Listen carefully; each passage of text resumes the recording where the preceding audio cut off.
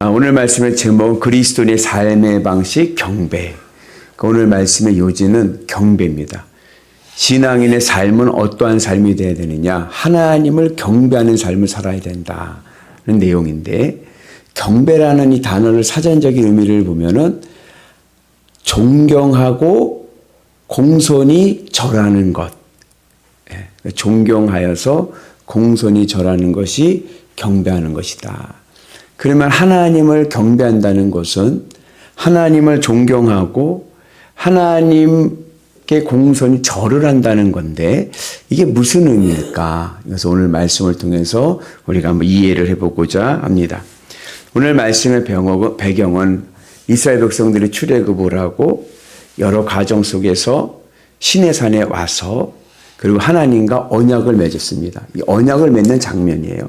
하나님께서 출애굽 19장에서 너는 나와 나의 거룩한 백성, 제사장 나라가 될 것이다 하시면서 언약을 말씀을 주십니다.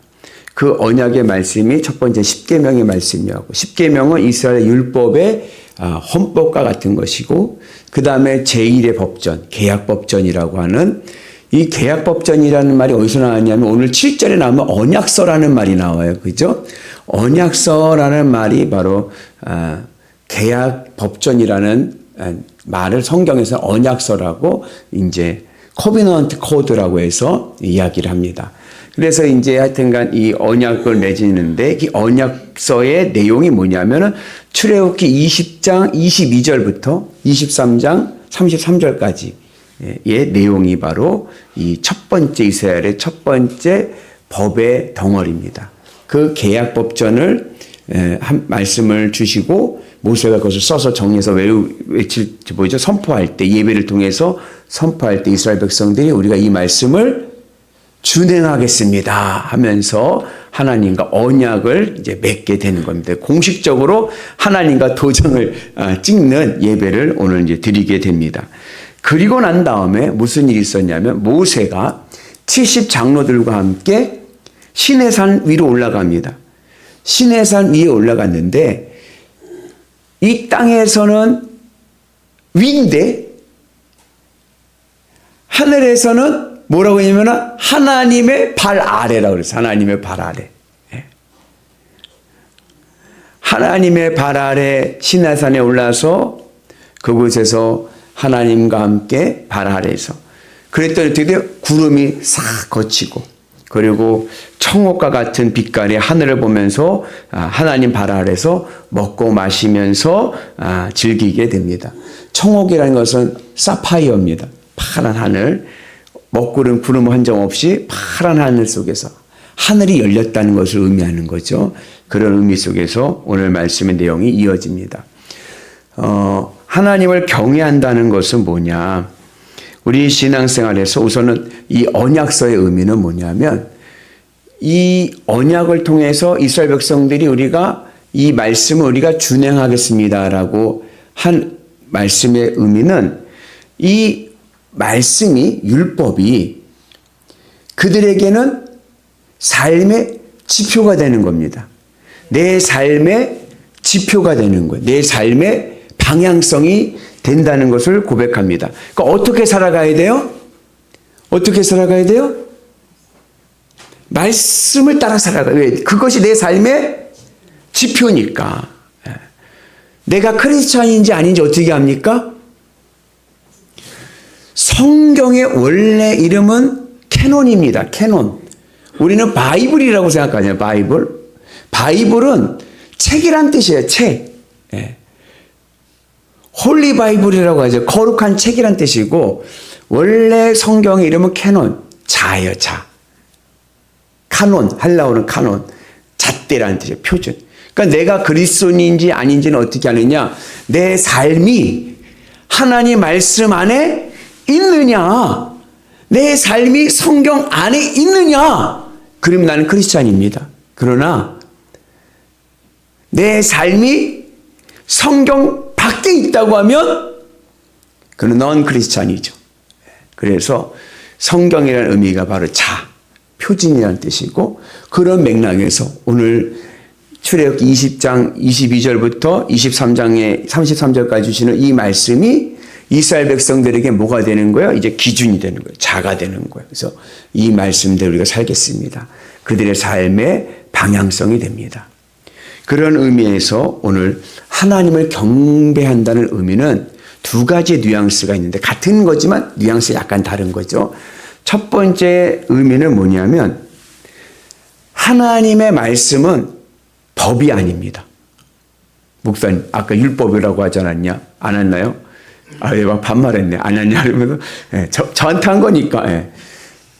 원래 하나님의 이 말씀의 이 규례들, 규정들은 히브리어로는 토라라고 합니다. 토라라는 말은 가르침이에요. 교훈이란 뜻입니다. 근데 이 토라라는 이 히브리어를 신약 시대에서는 헬라어를 쓰니까 헬라어로 번역을 할 때 이것을 법으로 번역한 거예요. 노모스라고 하는 헬라어 법으로 번역을 한 거예요. 그래서 나중에 이스라엘이 망하고 나서 성경이 헬라어 성경으로 초대 기독교가 사용할 때에 이 토라라는 개념이 가르침, 하나님의 가르침 교훈이라는 교훈이 이 단어의 의미가 법으로 번역이 되면서 율법이라는 단어가 나왔지만 원래 하나님의 말씀은 법이 아닙니다. 하나님의 말씀은 사랑입니다. 우리가 말씀을 볼 때, 말씀을 들을 때, 읽을 때 이 말씀에서 하나님의 사랑이 느껴지는 은혜가 있기를 축복합니다. 그래서 하나님의 말씀이 갑갑해. 이거 왜 그래? 법으로 생각하니까 갑갑한 거예요. 그러나 하나님의 사랑으로 받아들이면 감사가 있고 은혜가 있고 자유함이 있을 줄로 믿습니다. 그 중요한 게 뭐냐? 내 의견이 있어요. 내 의견이 있어요. 그리고 하나님의 말씀이 있습니다. 이 말씀을 우리가 좀 이해하기 좋게 하나님의 의견이에요. 하나님의 의견. 그러면 내 의견이 있고 하나님의 의견이 있어요. 이게 늘 같으면 좋은데 다르면 어떻게 해야 돼요? 어떻게 해야 돼요? 오늘의 말씀의 맥락에 따르면 하나님의 의견을 받아들여야 돼요. 내 의견을 내려놓고. 아멘이십니까? 여러분 그 은혜가 있기를 축복합니다. 그러기 위해서 필요한 게 뭐예요? 사랑이죠, 사랑. 저는요 너무 행복한 목회를 하고 있습니다. 왜냐하면 우리 모든 교우들이 저를 너무 사랑하셔서 제가 뭐라고 얘기하면 다 받아줘요. 그죠? 예. 안 그런가요? 그래서 우리 목사님 너무 고지식할 때도 있고 우리 목사님 고집불통이야. 자기 주장밖에 없네라고 하면서도 여러분들이 수용해 주는 이유는 여러분들이 저를 사랑하기 때문에 그렇습니다. 전혀 아닌 것 같은 분위기가. 그죠? 그래서 내 생각이 있지만 앞만 봐도 목사님 의견이 좀 안 부족한 것 같아. 그래도 사랑하면 수용할 수 있습니다. 근데 사랑하지 않으면 어떻게 돼요? 그러면요 이제 탁 거부하죠. 거부하고 자기 주장을 이야기하죠. 이게 그냥 좋은 인격적인 관계에서는 좋은데 저는 그런 걸 경험했어요. 또 꼭 맞는 비유는 아닌데 제가 신학생 때 저에게 교육 목사님이 있었어요. 그리고 그 밑에 교육전도사님이 있었어요. 근데 교육 목사님하고 교육전도사님하고 사이가 너무 좋은 거예요. 팀워크가 너무 잘 맞는 거예요. 그러니까는 교육 목사님이 좀 무리한 부탁을 해도 교육전도사님이 학교를 안 가고 대학원을 안 가고 교회에 와서 그 일을 하더라고.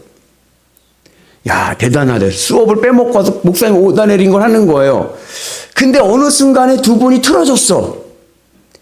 그 회의를 하는데 교육 목사님이 부목사님한테 시키는데 계속해서 부목사님 하는 말이 뭐냐면 못하겠는데요. 안 되는데요. 못하겠는데요. 안 되는데요. 이러고 있는 거예요.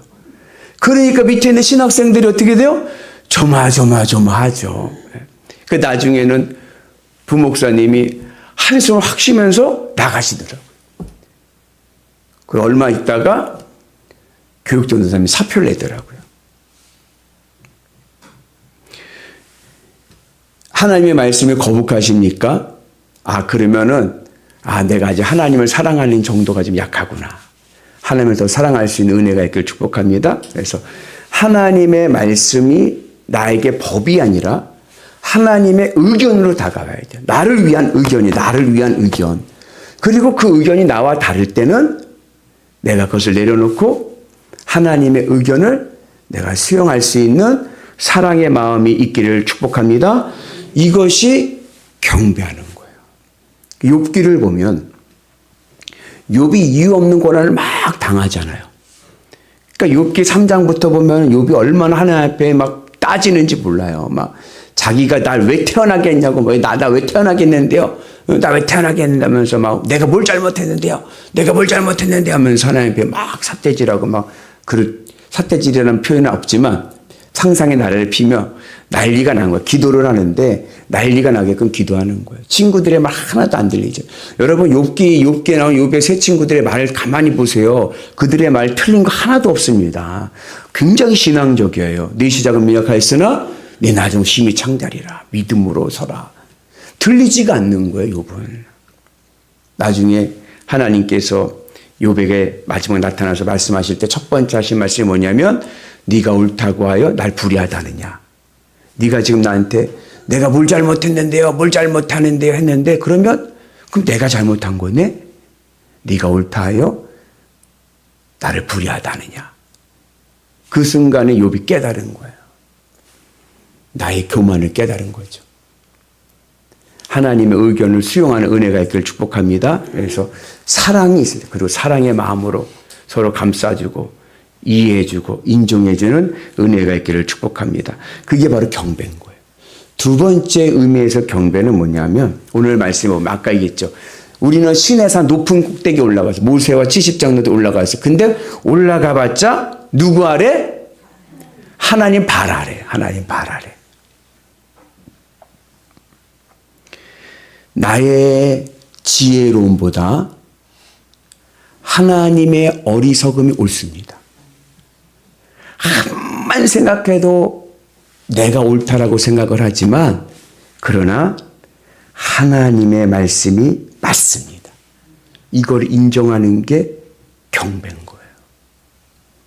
그래서 여러분 오늘 우리가 주님의 은 안에서 하나님의 말씀을 잘 귀담는 은혜가 있기를 축복합니다. 그리고 하나님의 말씀은 그냥 언어적인 현상으로만 나타나는 것이 아니라 사건으로 나에게 말씀할 때도 있습니다. 그러니까 하나님이 세상을 창조하실 때 뭐로 창조하셨어요? 말씀으로. 빛이 있으라니까 빛이 사건이 됐어. 이 말씀과 이 사건이라고 하는 히브리어 단어가 다바르라고 하는 단어인데 같은 단어입니다. 말씀이 사건이 된 거예요. 반대로 하나님께서 나에게 때로는 어떠한 사건을 통해서 하나님이 나에게 말씀하실 때가 있습니다. 귀 있는 자는 들을지어다.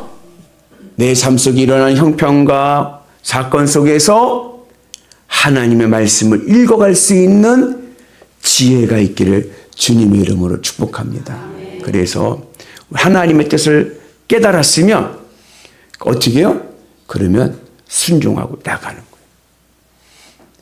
제가 제 이야기하는 거 별로 안 좋아하는데 제가 영암에서 목회를 하고 박사과정 다 마치고 논문을 다 쓰고 그리고 뭘 준비했냐면 유학을 준비했어요. 포닥을 가려고 유학을 막 준비할 때에 그때 제가 새벽 예배하고 기도하는데 하나님께서 제 마음속에 음성을 들려주시는 거예요.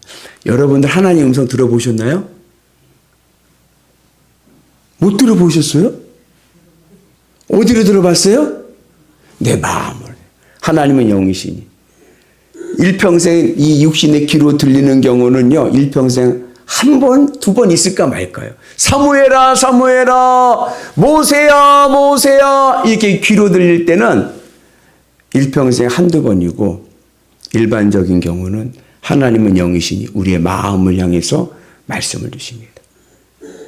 제가 새벽에 기도하는데 하나님께서 저에게 저 세미한 음성을 들려주시는데 뭐라고 들려주시냐면 너 뭐하다 왔니? 물어보시더라고요.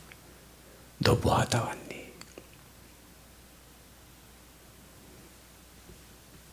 제가 뭐라고 대답했을 것 같아요? 너 뭐 하다 왔니? 근데 제가 대답이 뭐냐면 공부하다 왔습니다. 박사공부 쓰느라고 공부 엄청 했거든요. 네. 공부하다 왔습니다. 그래서 주님께 제 마음속에 들려주신 음성이 뭔지 알아요? 나 너 공부하라고 목사시킨 거 아니다. 그때 제가 처음 신학교 갈 때의 그 마음을 회복하게 돼요. 제가 처음 신학교 갈 때 전 신학자 되려고 간 것도 아니고 공부하려고 간 것도 아니고 뭐 하러 간 것 같아요? 부흥사 되려고. 부흥사의 기질이 보입니까? 네. 세계적인 성령 충만한 저는 성령파입니다. 그래도 기도원에서 성령 받고 그래서 세계적인 부흥사의 꿈을 가지고 신학교 갔는데 공부하는 게 재밌어. 그래서 우리 교수님 지난주에도 오셨잖아요. 주님과 같이 그냥 몰래 오셔가지고. 예.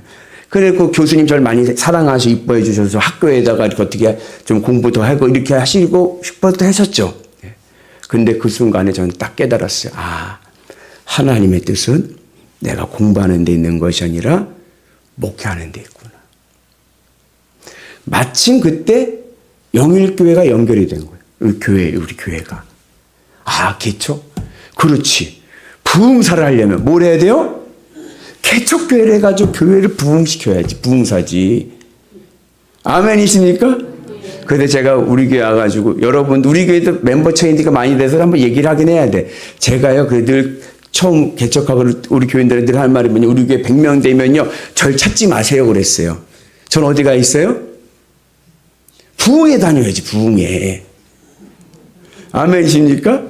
그래서 이제 하나님이 100명 넘어갈 쯤 또 떨어지고 하는데 하여튼 그래요. 그래서 여러분들 주님이 주시는 사건이 나에게 말씀을 다가오고 그 의견이 있어요. 그때요 많이 준비를 많이 했죠.